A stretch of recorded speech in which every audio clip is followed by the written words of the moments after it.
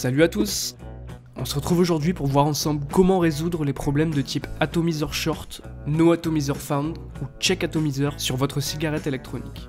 Ce problème est un classique de la vape qui apparaît généralement sur votre écran lorsque la connexion entre votre Cliro et votre box n'est plus assurée. Si vous faites face à ce message d'erreur pour la première fois, pas de panique, il vous suffit de suivre les étapes suivantes. Si ce n'est pas déjà fait, en premier lieu, retirez votre Cliro de la box ou la cartouche de votre pod. Éteignez votre box, puis rallumez-la et replacez votre Cliro ou votre cartouche et retentez de faire fonctionner l'ensemble. Si vous avez de la chance, il n'y a plus de soucis de connexion et vous pouvez vaper de nouveau. La seconde étape consiste à inspecter votre Cliro ou votre pod. Sur un Cliro, dévissez votre base, retirez votre résistance, nettoyez l'ensemble puis remettez tout en place en évitant de serrer trop fort.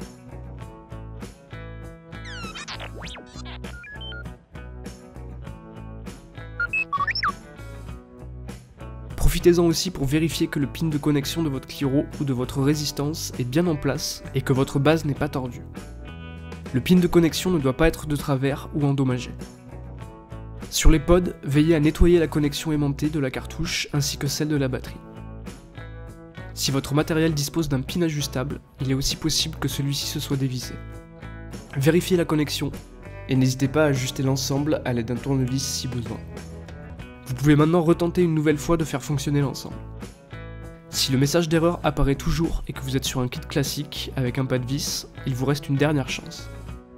Dévissez une nouvelle fois votre Cliro, éteignez votre box et ajustez le pin de connexion à l'aide d'une pince ou d'un tournevis.